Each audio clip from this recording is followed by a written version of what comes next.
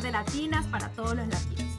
Hoy estamos con una gran amiga, no solo colega, pero también gran amiga que vamos a entrevistar hoy. Vicky, cuéntanos un poquito de quién vamos a hablar hoy. ¿Cómo estás? Estás en Colombia además hoy. Estamos en el verano en Colombia, feliz. También viajamos a África con una conferencia próximamente. A quien nuestra invitada también me va a acompañar y nos vamos a encontrar con otros grandes líderes de la región. Bueno, bienvenidos a todos. Hoy en Más que Raras tenemos el privilegio de conversar con una de las voces más influyentes de la comunidad de epilepsias y enfermedades poco frecuentes en América Latina, a quien tenemos el gran privilegio de conocer. María Marta Bartón es presidenta y cofundadora de FUN-EMI, una organización nacida de la experiencia de su propia familia frente a la epilepsia pediátrica farmacoresistente y que hoy acompaña a familias en más de 10 países o más de Iberoamérica. Su trabajo se ha expandido más allá de la hemiferectomía para convertirse en un referente regional e internacional en incidencia, participación de pacientes, accesibilidad y equidad en salud. Actualmente se desempeña como co-chair del Community Council de la Oficina Internacional de IBE, vicepresidenta de ANIVER, cofundadora de CLER y líder activa en múltiples espacios nacionales e internacionales. De verdad que es un honor para mí haberte conocido, María Marta, que nos acompañes el día de hoy y poder conversar contigo de tu historia, no solo de vida, sino también cómo esto ha impactado a nivel de nuestra región, a quienes nos sentimos absolutamente privilegiados de aprender de ti y de continuar creciendo juntos en este proceso de abogacía. Bueno, Marta, bienvenida a nuestro espacio. Qué bueno tenerte con nosotros, Marta. Yo creo que vamos a empezar un poco como empezamos siempre con las historias. Y Vicky hizo el comentario de que tu fundación fue empezada por una experiencia personal. Entonces, ¿por qué no nos cuentas un poquito cómo pasas de esta experiencia que es de tu familia a llevarla a miles de familias en el continente? Bueno, un poco mi hijo, yo estoy casada, estoy casada con Juan Manuel, que es mi marido hace más de 20 años, y tuvimos un hijo, Ignacio, que no tiene ningún tipo de diagnóstico, y cuando nació mi segundo hijo, yo tuve un embarazo natural, tuve un parto también natural, llevé a mi hijo a mi casa y la verdad sentíamos esta sensación de sueño cumplido, de que teníamos la familia de 4. Mi marido trabajaba en lo que le gustaba, yo era una mamá joven dentro de todo. Pero a los 8 meses, Felipe, mi segundo hijo, cuando voy a levantarlo una noche de julio, tal cual, a darle el pecho para que se vuelva a dormir, como cualquier bebé de 8 meses que su mamá tiene el privilegio de darle la teta. Mi sensación fue que él no logró prenderse al pecho. A la mañana siguiente, Feli se despierta como cualquier bebé otra vez. Y yo veo, ahora sí, con la luz del día, que él hace unos movimientos que en mi descripción fueron unos cabezazos. Cualquiera que haya tenido hijos o que haya visto bebés o tenga sobrinos, primos más pequeñitos, saben que los bebés tienen estos movimientos que muchas veces son desordenados, que no están coordinados, pero yo siempre digo que las mamás, y no las mamás biológicas únicamente, sino cualquiera que ejerza este rol de cuidar todos los días a alguien, tenemos como un botón acá en los que nos están escuchando, me estoy señalando la panza, acá en el medio del cuerpo, que inmediatamente nos dicen que algo no anda bien, que eso que estamos viendo no es común. Quizás no podemos poner en palabras, quizás no sabemos qué estamos viendo, quizás es un temor que puede ser infundado o no, pero yo tengo cada vez que hablo con otras mamás, es ese sentimiento de que se nos erizó la piel y supimos que algo no funcionaba. Entonces, a partir de eso, yo tuve suerte hace 15 años de que relativamente, hablando con el pediatra, que al principio desestimó cualquier tipo de alarma, pero bueno, insistiendo, nos derivó una consulta neurológica. Y bueno, Felipe fue diagnosticado a los 8 meses y Piquito, casi 9 meses, con lo que en ese momento se llamaba síndrome de West, que es una epilepsia de alto impacto, muy relacionada, es edad dependiente, es decir, comienza en el primero o en el segundo año de vida, se llama epilepsia del lactante porque tiene que ver con este periodo de la vida, y tiene 3 síntomas. Uno son los cabezazos o los espasmos en flexión-extensión que pueden darse. El segundo es un trazado muy particular en un estudio que se hace, que ustedes ya deben haber hablado muchas veces, que ese es el electroencefalograma. Ese trazado se llama ipsarritmia. Y el tercero es el retraso en el desarrollo. No necesariamente tienen que estar los 3 presentes porque es un síndrome, pero bueno. Y a partir de ese diagnóstico, el diagnóstico del síndrome de West, o espasmos infantiles, como se llama en Estados Unidos, o síndrome de espasmos epilépticos infantiles, como se llama ahora, bueno, mi vida dio un vuelco enorme, de repente todo cambió, y en el camino, debido al tratamiento muy particular que Felipe tuvo y el tipo de tratamiento no farmacológico que le fue indicado, bueno, empecé a ver que no teníamos información, que no había ningún tipo de organización en español, no había ningún tipo de material. Había 1, 2 o 3 papers científicos que eran muy inaccesibles, muy incomprensibles, un lenguaje muy técnico. Y bueno, me puse en contacto con organizaciones de pacientes de Estados Unidos, que fueron las que me acompañaron en ese momento, y un poco a partir de ahí, luego con el tiempo, empecé yo a pensar que podía acompañar a otros en mi idioma, desde el lugar donde vivo, para que no tengan que atravesar esto en soledad. Qué bonito. Aparte que te he hablado contigo muchísimas veces y no conocía tu historia desde el principio, así que qué bueno que la compartiste hoy. Muchas gracias por eso. Bueno, y la segunda parte es que al Felipe, cuando lo diagnostican con síndrome de West, nosotros tenemos un electroencefalograma un lunes, un martes le hacen una resonancia que le diagnostica una lesión congénita cerebral ultra rara que se llama hemimegalencefalia, que es la que le generaba, era la causa de los espasmos infantiles o del síndrome de West. Y al tercer día, lunes, martes, miércoles, estábamos en Buenos Aires, en el consultorio de quien es una eminencia en el mundo, en epilepsias infantiles, que nos indica que si el protocolo farmacológico no funcionaba, mi hijo iba a ser candidato a una hemisferectomía. La hemisferectomía es una cirugía de epilepsia donde se anula la mitad del cerebro de una persona. Imagínense cómo debe ser la epilepsia, que sacarle la mitad del cerebro no parece ciencia ficción, ni parece algo sacado de un cuento de Kafka, sino que realmente para nosotros fue un alivio enorme pensar que había algo que se podía hacer para que Felipe no sufra esta epilepsia. Y un poco ahí tomar la decisión como papás de confiar que este era el tratamiento, que las discapacidades asociadas eran preferibles a convivir con este tipo de epilepsia a largo plazo, etc. No fue un camino fácil. Y bueno, a partir de ahí, y luego hoy Felipe va a cumplir 17 años este año, hace 15 años que está sin crisis, va a la escuela secundaria, habla 2 idiomas, no tiene integración en la escuela, o sea, tiene una vida que nunca hubiera podido tenerla y que tampoco nosotros soñábamos cuando tomamos la decisión de operarlo, sino que fue todo regalo de la vida y trabajo de Felipe, seguramente.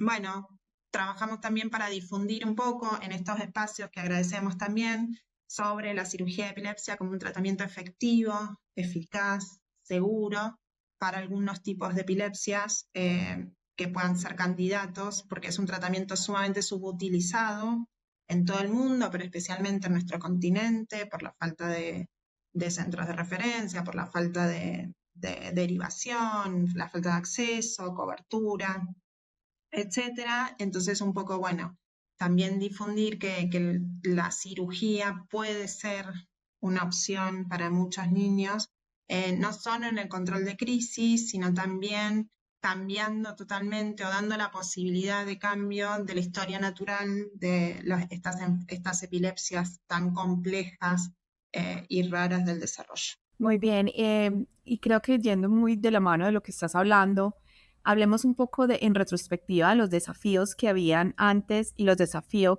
que continúan a hoy frente a ese proceso que has llevado por tantos años con tu hijo. Bueno, imagínate que cuando te dicen que hay que operar el cerebro de un niño, la gente aún hoy sigue pensando, o sea, hay muchos tipos de reacciones y no todas las familias tienen el mismo camino.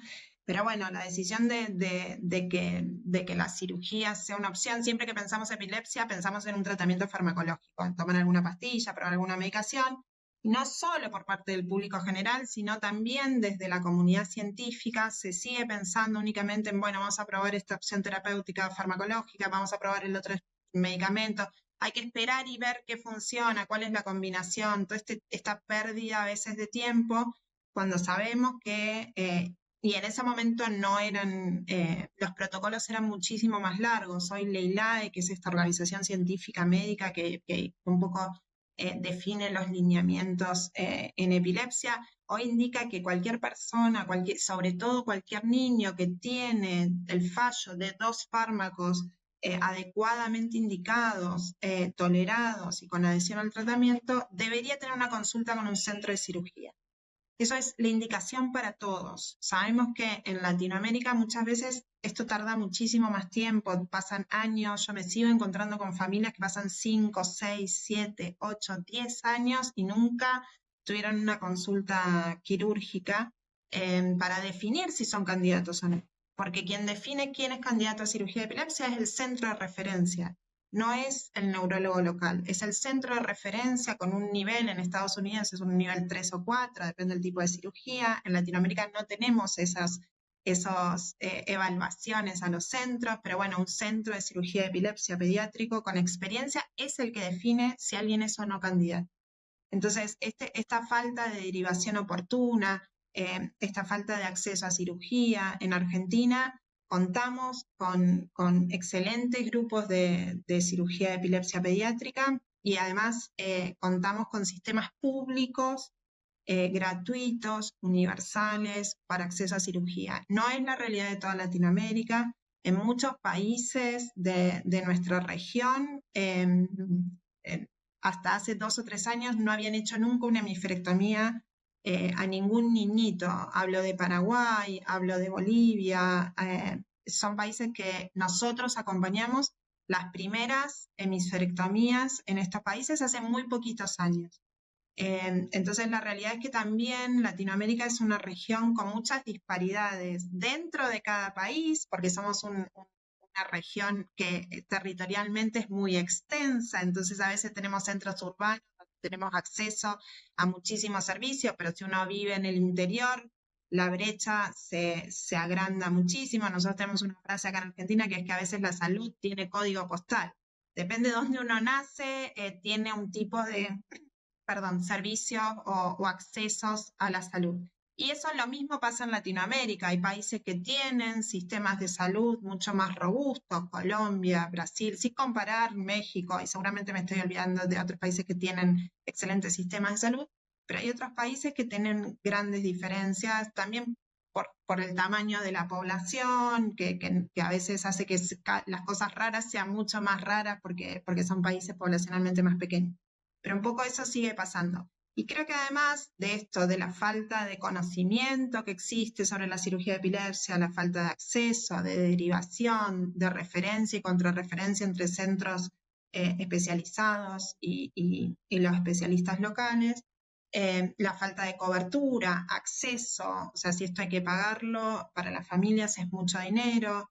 Si hay que viajar a otro país para acceder, significa un costo acceder al viaje a ese país, mantener la estadía, el acceso a los prequirúrgicos. Muchas veces los estudios prequirúrgicos no son complejos, es un videoelectro, una resonancia magnética de calidad o con un protocolo de epilepsia y un buen grupo de expertos que analicen el caso. O sea, no estamos hablando de altos costos, ni estamos hablando de complejidades técnicas, pero sí lo que se necesita, muchas veces lo que tenemos es una barrera de acceso. A veces un turno para una resonancia magnética son 8 meses en un sistema público. Un turno para un videoelectro son 10 meses, porque tenemos sistemas abarrotados, sistemas que tienen cuellos de botella muchas veces. Entonces, a veces existe, pero bueno, necesitamos un poco más de niveles entre el local y el centro de referencia, necesitamos un poco más de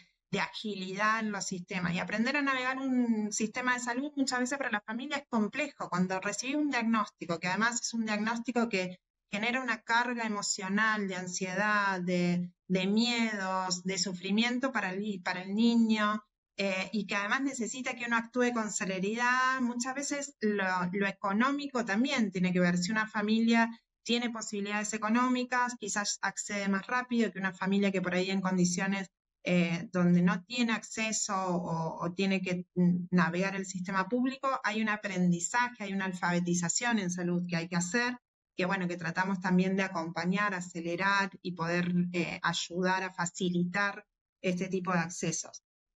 Y lo otro en hemisferectomía en particular, en este tipo particular de cirugía de epilepsia, desde mi punto de vista, necesitamos más investigación, o sea, necesitaríamos tener muchos más datos sobre la eficacia, los outcomes. Tenemos la complejidad que pasa en muchos, que hay muchos diversos tipos de epilepsia que son candidatas a hemisferectomía, hay diferentes edades a las cuales los chicos se operan, hay diferentes tipos de control post-cirugía, de crisis, digo, control post-cirugía de crisis. Y esto también, esta diversidad genera que uno no pueda predecir cómo va a ser la vida de ese niño luego de la cirugía, que faciliten estudios, indicadores que faciliten la toma de decisión, tanto para las familias como para los equipos médicos de referencia, con un poco más de certeza, porque la realidad es que muchas veces está muy claro que uno puede ser candidato a cirugía, pero sigue siendo un salto de confianza, porque muchas veces, hay un grupo pequeño de casos que quizás no sea totalmente efectiva.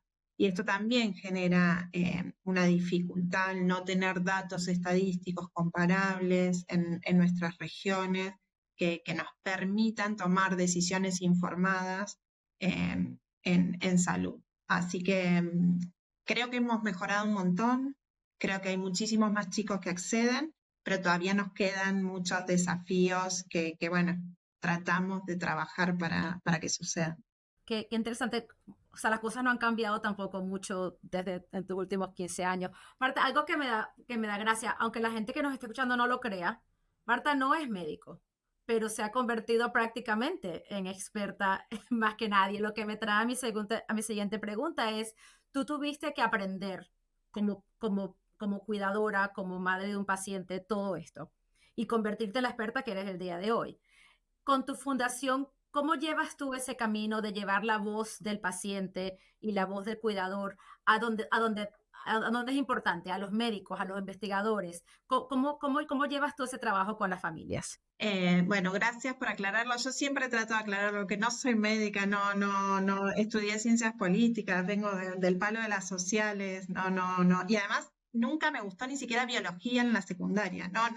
Nunca fui una interesada por las ciencias básicas de la naturaleza, física, biología. No, le tenía hasta, te dio rechazo en algún punto. Y bueno, la vida tiene sus caminos y sus recovecos que terminan siendo un poco irónicos. Yo no supe que no eras médico durante meses que te conocí. Yo estaba convencida que tú eras médico. Convencidísima. No lo soy, tampoco quiero ser.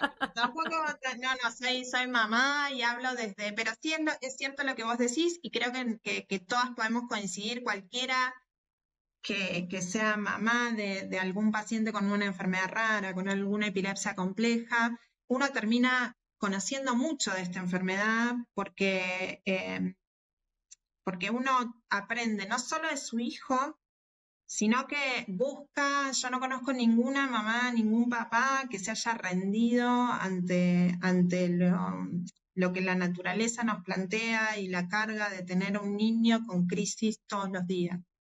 Creo que si hay algo que las mamás y los papás o los cuidadores en general nos moviliza es tratar de buscar algo que alivie ese sufrimiento. Y en ese camino, bueno, uno a veces tiene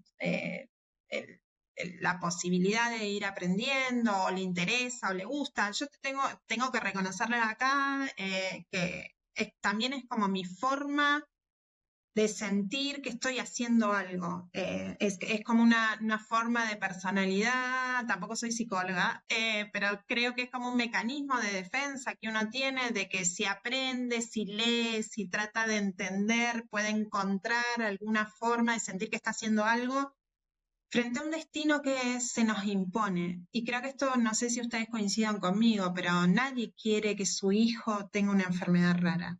Es algo que la naturaleza nos impone y que muchas veces es difícil aceptarlo, ¿no? Es difícil decir, bueno, ver a un hijo sufrir creo que es una de las cruces más duras que una persona puede tener, porque ni siquiera es un sufrimiento que cuántas veces uno o yo he dicho, bueno, me hubiera pasado a mí, porque uno con su vida tiene la sensación de que lo puede soportar, pero ver sufrir a un hijo, creo que todo lo que queremos o los que nos planteamos ser padres es que nuestros hijos tengan una vida feliz, más allá de lo que eso signifique para cada uno, o las posibilidades, el lugar donde viva, y cualquier otra circunstancia, pero o que estudie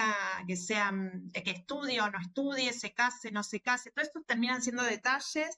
Lo único que uno quiere es que no sufra. O sea, esta canción de Serrat de Los Locos Bajitos, la amamos, pero uno como papá quiere evitarle el sufrimiento, y cuando la naturaleza, la salud se imponen, y lo que tiene la epilepsia, creo además, es que nos muestra la cara todos los días. No es una enfermedad silenciosa, que uno se olvida, o sea, cuando uno tiene un hijo que tiene crisis todos los días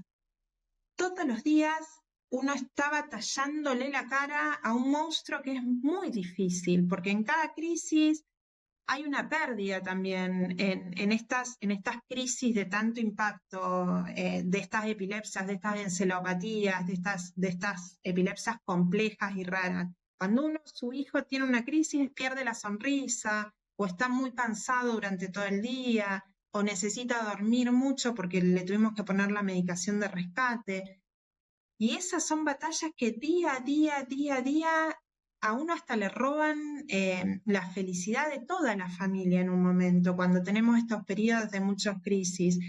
Mi hijo, durante los 10 meses antes de la cirugía, tuvo muy poquitos días sin crisis, tomaba 5 fármacos antiepilépticos. Y a mí, yo siempre digo que si cuando salía con el cochecito a hacer las compras, si me daban un peso por cada señora que con muy buena voluntad me decía, uy, qué dormido que esté este bebé, yo pensaba, no, señora, está drogado de todo lo que toma.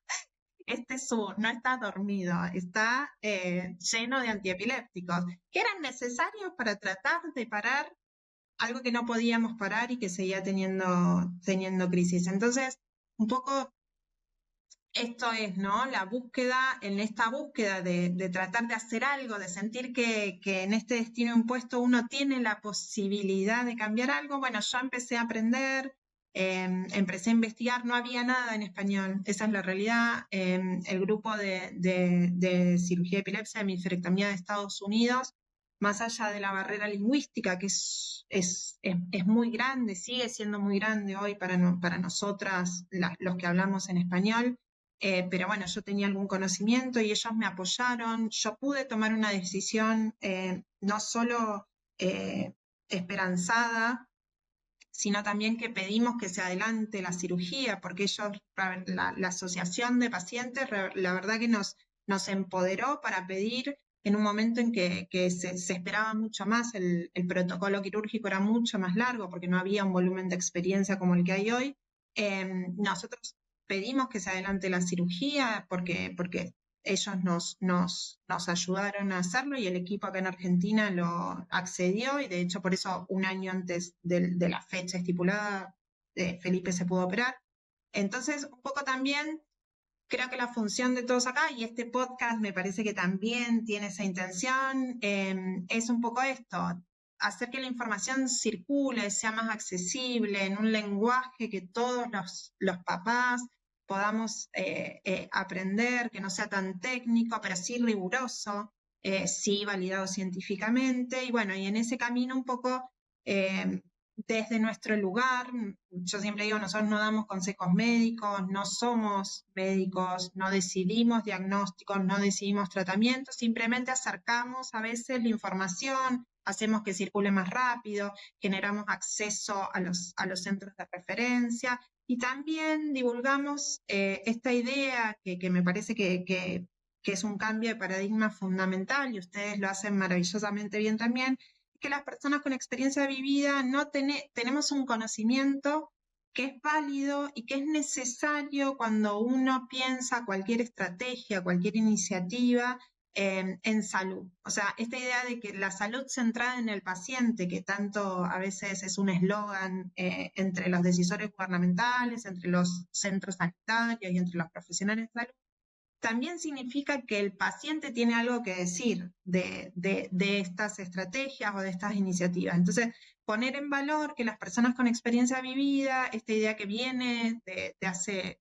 4 o 5 décadas, fundamentalmente de la revolución que se dio en discapacidad, en el sector discapacidad, nada sobre nosotros sin nosotros. Bueno, también tomarla que las personas que tienen epilepsia, los cuidadores de personas que tenemos niños o adultos con epilepsia, tenemos un saber que también es necesario poner en la mesa de estas discusiones. Entonces, un poco ahí estamos trabajando con Vicky, que es otra gran referente, con vos también, Debbie, en muchas iniciativas, porque, bueno, estamos convencidas que nuestro aporte es necesario para producir un mejor sistema sociosanitario. Marta, y siguiendo con esta tónica, y obviamente como quien nos escucha saben y escuchan a una mujer muy empoderada frente a muchos temas de acceso, equidad, en fin, en tantas otras cosas. Cuéntanos esa transición que haces de la María Marta mamá, que se empodera frente a una patología específica, a María Marta, una líder en epilepsias raras y complejas en Latinoamérica. ¿Cómo llegas a esos grupos como el IBE, como el RDI, como... Háblanos un poco de estas facetas y también ese liderazgo que estás cambiando un poco dentro de nuestra región. Mira, Vicky, si me preguntás, no sé cómo llego a esos lugares. Si me preguntás, hasta yo misma a veces te podría decir, me sorprendo cómo termino, o sea, a veces digo, ¿cómo termino acá? Pero bueno, hablando un poco más en serio. Y además, un paréntesis, y liderando un congreso maravilloso en Perú de epilepsias que estuve absolutamente presente y testigo de todo lo que hiciste también en este congreso de epilepsias también. Entonces, definitivamente muchos espacios. Bueno, gracias. Cuando empecé hace muchos años, no como líder de advocacy, sino más intuitivamente como mamá, y en esta transición no me dejaban entrar a los congresos. Sí, o sea, había un paradigma en el cual ni siquiera me dejaban entrar. Bueno, ahora las cosas cambiaron un poco con el trabajo de ustedes, mío, de tantas pero gracias a ti ya podemos entrar, que eso es importante. Tenemos que hablar, tenemos una voz. De acuerdo. Pero bueno, ha pasado una transición, creo que cambió todo. No, creo que en mi voluntad mi mamá tiene gran parte de la culpa, en el sentido que mi mamá siempre nos enseñó que había que tratar de hacer algo por los demás, y esa es un poco la vocación que me mueve. Al principio lo mío era, bueno, así como me habían ayudado a mí, yo podía quizás ayudar a otros, o podía ofrecer esa ayuda a otros que tenían que trabajar, que transitar esta espacio de cirugías raras. Y después un poco, naturalmente, uno va viendo otras necesidades. Ya no es solo acompañar a una familia que tiene dudas sobre cirugía, o que no sabe a quién consultar, o que no sabe si tomar la decisión o no. Y después va viendo que es necesario quizás unir a las regiones latinoamericanas, y así va empoderando. Y hoy Fundemit Chile existe, en Paraguay tenemos a Vanessa, que hizo la primera hemisterectomía a su hijo en Paraguay. y uno así va tejiendo redes con ustedes, vi que ustedes también en Singa y el trabajo que hacemos en Latinoamérica con Claire. Y es parte del trabajo es hacer este networking, unirnos y trabajar, porque yo creo sinceramente que el cambio es colectivo, o sea que si no nos unimos y no trabajamos y somos generosos y nos sacamos un poco el ego, los cambios no se producen de la misma manera.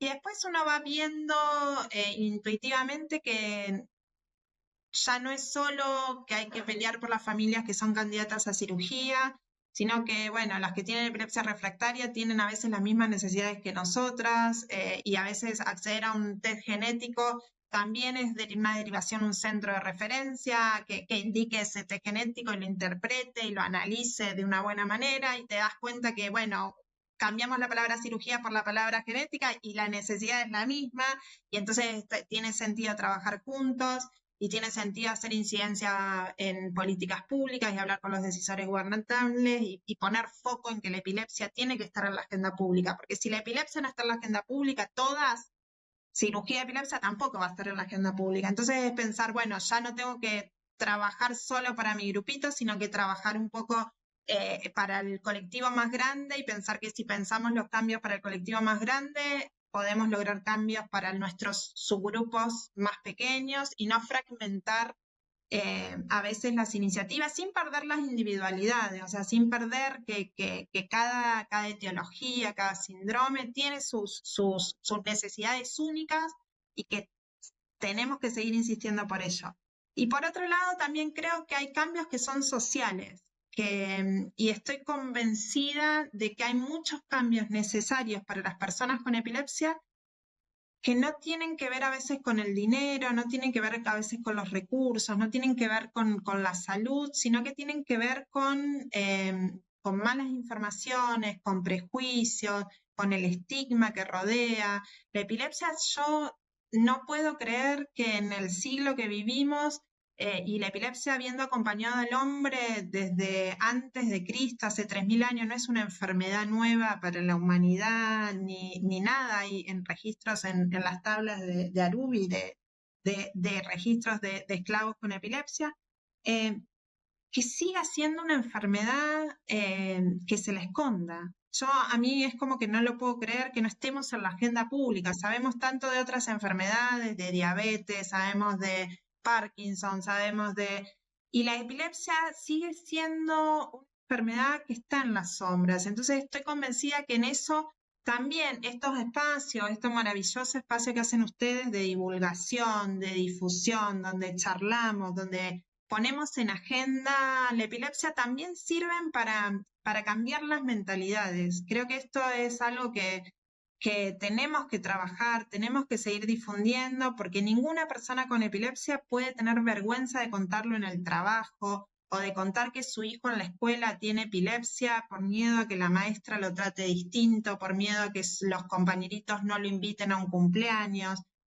No puede ser que exista que un chico tenga miedo de contarle a otro chico, chica, a su cita, cuándo es el momento de contar que tiene epilepsia. Digo, esto no puede seguir pasando. Y en esto difundir, trabajar en educación, trabajar con otros aliados es esencial, porque es difundir el mensaje, es decir, es poner en la agenda pública que la epilepsia es una enfermedad crónica que tiene mucha gente porque es prevalente, que no es contagiosa y que no hay que tenerle miedo.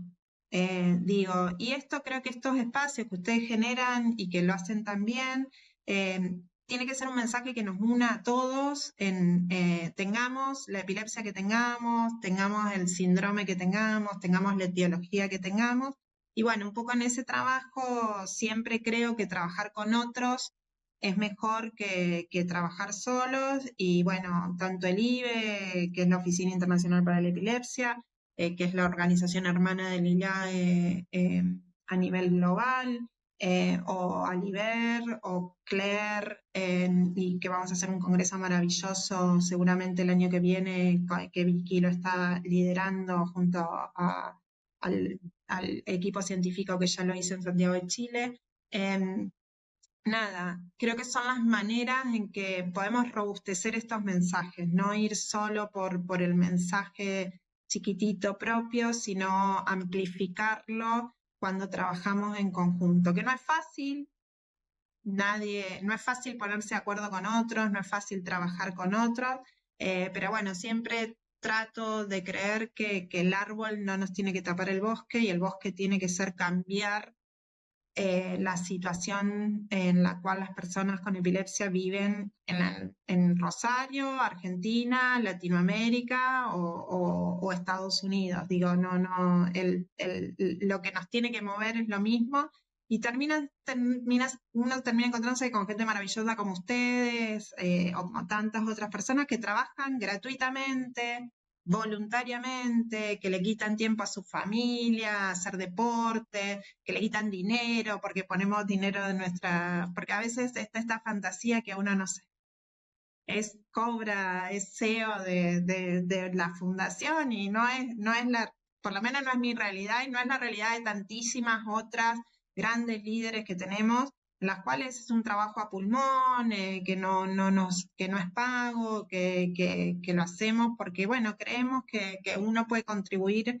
a un mundo donde quepan todos los mundos y eso es un poco lo que me termina motivando y mi madre me enseñó. Buen trabajo que hizo tu madre. Te nos quedan unos minuticos y les quiero hablar algo sobre tanto Vicky como María Marta. Ellas han empezado un movimiento que yo estoy un poco ayudando, pero definitivamente es de ellas, llamado Claire, y lo han mencionado ya varias veces. ¿Por qué no nos dices un poquito sobre cualquiera de las dos? ¿Nos pueden hablar un poquito qué es Claire? ¿Qué significan esas 4 letras? 4, no sé.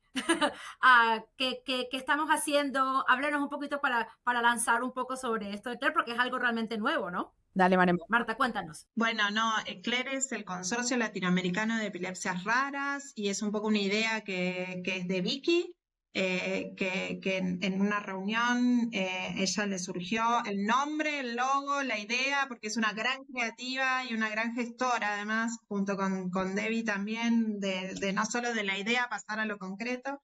Y es un poco esto, pensar que desde Latinoamérica podemos generar una alianza de asociaciones de pacientes de estas etiologías de estas epilepsias, raras, que son un subgrupo dentro de las epilepsias, que tenemos necesidades únicas, por lo que estuvimos charlando hoy, ¿no? Que son un poco diferentes a las epilepsias que podemos llamar las epilepsias, este 70% de epilepsias que se controlan fácilmente con medicación, que bueno, que dentro de esas etiologías muchas son genéticas, como SYNGAP, Dravet, CDKL5, bueno, no quiero nombrar porque siempre uno deja fuera algún subgrupo, pero para tener una idea, o pueden ser como estructurales, como pueden ser las nuestras, de displasia cortical, hemimegalencefalia, que por el impacto que tiene la epilepsia, el difícil control y una serie de características, la poca incidencia poblacional, los pocos casos que tenemos, la falta de diagnóstico, la falta de un tratamiento específico que controle las crisis o mejore las posibilidades de desarrollo,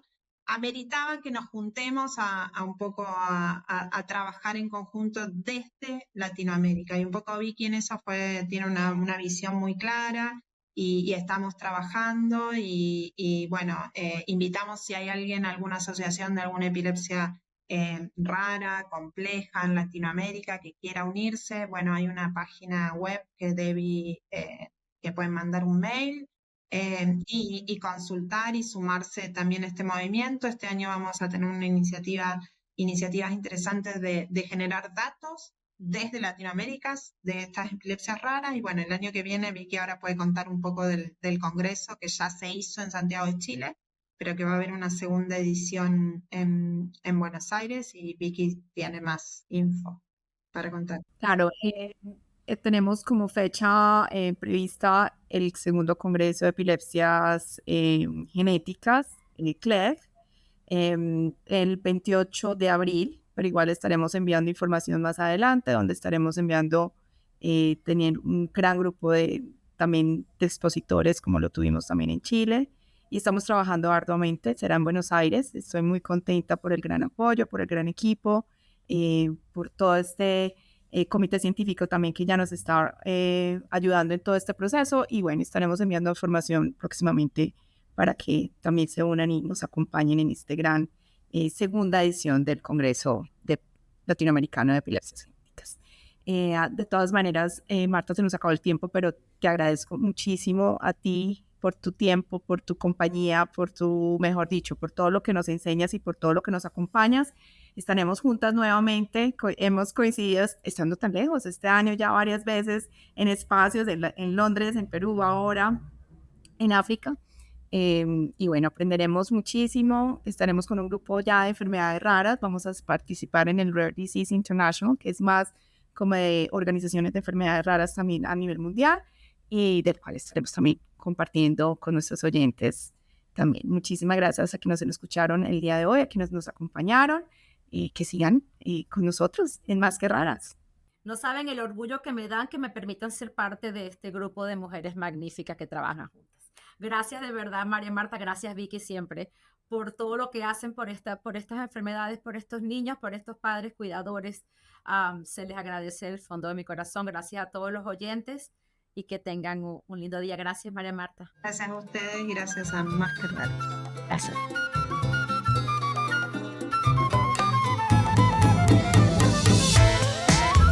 Más que Raras es presentado por Vicky Arteaga y David Requesens, producido por Bloodstream Media. Si estás interesado en ser parte de nuestros anuncios y publicidad, envía un correo electrónico a advertising@bloodstreammedia.com. Nos vemos el próximo mes con otro episodio.